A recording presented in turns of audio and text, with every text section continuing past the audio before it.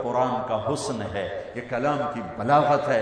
ہماری بدقسمتی ہے کہ ہم قرآن کے حسن کو نہیں پہچانتے، ہم اس حد تک نہیں پہنچتے جہد کر کے کہ قرآن کا حسن دیکھ سکیں، تو اس پر پردہ ہی پڑ رہتا ہے، پردہ ہی پڑا رہتا ہے۔ تو یہ ہمارے سارے بچے اور میں مجھ سمیت ہم ایسے ہیں کہ اللہ نے ہمیں قرآن کے ساتھ جوڑا، حدیث کے ساتھ جوڑا، اس کا احسان ہے، لیکن ہمارے پاس وہ بینائی نہیں جس سے ہم حسن قرآن کو دیکھ سکتے، حسن حدیث کو دیکھ سکتے۔ میرے نبی عبداللہ بن سلام، پہلا دن ہے جمعہ کا، اور میرے نبی بنو سالم کے محلے میں جمعہ کی نماز پڑھانے کے لیے خطبہ دے رہے ہیں، اور وہ آ کر سننا چاہتے ہیں یہ نبی کیا کہتا ہے۔ تو آپ کا ایک جملہ اس میں ہے،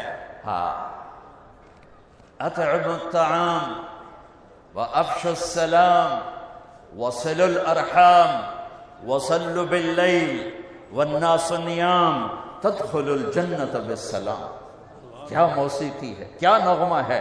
تو عبداللہ بن سلام کہنے لگے یہ کلام صرف نبی کہہ سکتا ہے، اور کسی میں اتنی طاقت نہیں ہے کہ اتنا خوبصورت جامہ پہنا سکے الفاظ کا، یہی سچا نبی ہے۔ چند جملوں میں وہ پہچان گئے کہ یہ فصاحت، یہ کمال صرف نبی کو حاصل ہے، شاعروں کو نہیں ہے۔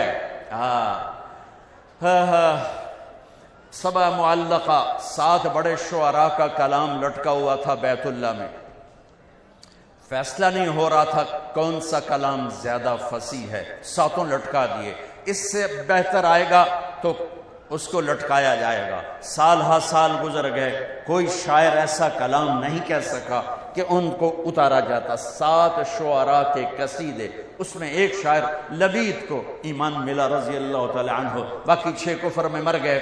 تو جب میرے نبی پر قرآن اترنا شروع ہوا تو ایک اترا، دوسرا، تیسرا، چوتھا، پانچواں، چھٹا، 6 قصیدے اتر گئے کہ یہ کلام بہت طاقتور ہے۔ لوگوں نے کہا امرؤ القیس کی بہن سے، وہ تو مر گیا تھا، بہن زندہ تھی، کہ تو بھی اتار دے، دیکھتی نہیں ہے محمد پہ کیسا کلام آ رہا ہے۔ وہ کہنے لگی ابھی میرے بھائی جیسا کلام نہیں آیا، جب آئے گا تو اتار دوں گی۔ پھر ایک آیت اتری سورہ ہود کی۔ قرآن سارا بہت فصیح ہے، اور پورے قرآن کی افصح آیت فی القرآن، قرآن کی سب سے فصیح آیت 19 الفاظ اور 21 اقسام بلاغت، 19 الفاظ اور 21 اقسام بلاغت۔ یا علامہ طنطاوی رحمۃ اللہ علیہ نے اپنی تفسیر میں ان سب کو ذکر کیا ایک ایک کر کے، کہ اس 19 الفاظ میں 21 اقسام بلاغت ہیں جو انسان کے بس کی بات نہیں ہے۔ وقیل یا ارض ابلعی ماءکی ویا سماء اقلعی وغیض الماء وقضی الامر واستوت علی الجودی وقیل بعدا للقوم الظالمین۔ یہ آیت 19 الفاظ، 21 اقسام بلاغت۔ تو یہ آیت امرؤ القیس کا قصیدہ چمک رہا تھا، کفا نبک من ذکرى حبیب ومنزل بسقط اللواء بین الدخول فحوملی ففوضع فالمقرات لم يعفر اسمها لما نسجتها من جنوب وشمعلی ترى بعر الأرآم في عرصاتها وقيعانها كأنه حب فلفل كأني غداة البين يوم تحمل لدى سمرات الحي ناقف حنظلي وقوفا بها صحبي علي مطيهم يقولون لا تهلك أسنة جملي وإن الشفاء عبرة مهراقة فهل عند رسم دارس من معول ففاضت دموع العين مني سبابة على النحر حتى بل الدمع محملی۔ یہ اس کی ابتدا ہے، یہ عالی شان قصیدہ ہے جو امرؤ القیس کا ہے۔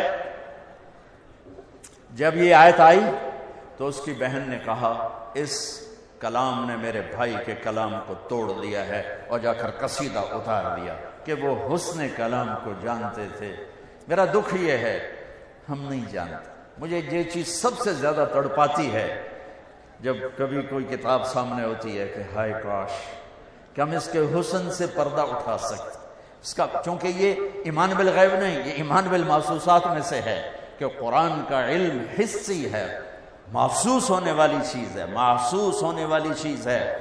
عبداللہ بن مقفع ایک ایرانی عربی کا بادشاہ تھا، اور عرب بھی اس کے سامنے گھٹنے ٹیکتے تھے، پارسی تھا، تو لوگوں نے اس سے کہا غیر مسلموں کہ تو قرآن کے مقابلے میں کلام لکھ، تیرا گھر سونے چاندی سے بنا دیں گے۔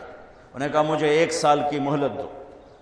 1 سال وہ بندہ صرف ضرورت کے لیے گھر سے نکلتا ہے اور سارا سال بیٹھ کے کلام لکھ رہا ہے، کلام لکھ رہا ہے، کلام، حتیٰ کہ 1 سال کے بعد وہ تیار کر کے کہتا ہے یہ کلام مسلمانوں کی کتاب کے برابر ہو گیا ہے۔ تو اب وہ لکھ کے باہر نکلتا ہے، پہلا دن ہے آج، وہ تھوڑا سا آزاد ہو کے باہر نکل رہا ہے کہ میں آج مسلمانوں کا مقابلہ کر چھڑے ہے۔